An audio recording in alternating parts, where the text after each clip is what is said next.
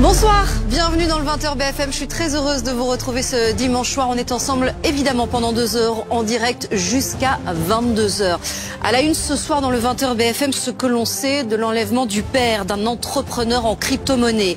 Rançon doit couper. La victime a été libérée après 2 jours de séquestration. Ce soir, 7 personnes sont en garde à vue. Ce phénomène est-il de plus en plus courant en France? On va en parler évidemment dans le 20h BFM. Nous vous donnerons aussi évidemment toutes les informations pratiques qui concernent la grève à la SNCF qui débute demain. Vous le verrez, les perturbations seront a priori moins importantes que prévu. Comment l'expliquer d'ailleurs? On se posera la question. Chaque jour, Donald Trump donne une interview. Cette fois, c'est à la presse américaine. L'avantage avec lui, c'est qu'il parle rarement pour ne rien dire. Ce soir, il annonce qu'il ne briguera pas de 3e mandat.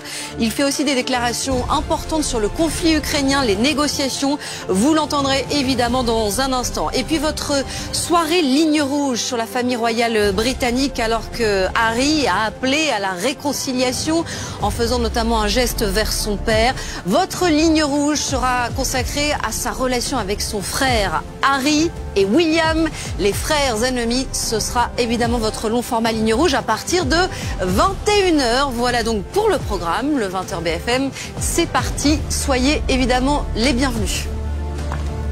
7 personnes sont donc en garde à vue ce soir, des hommes de 23 à 27 ans, impliqués donc dans un enlèvement qui a eu lieu en plein cœur de Paris. C'était il y a 3 jours. La victime n'est autre que le père d'un homme qui a fait fortune dans les crypto-monnaies. Il a eu le doigt sectionné avant d'être retrouvé dans un pavillon en banlieue parisienne. Visiblement, le temps était compté. Emeline Darcourt.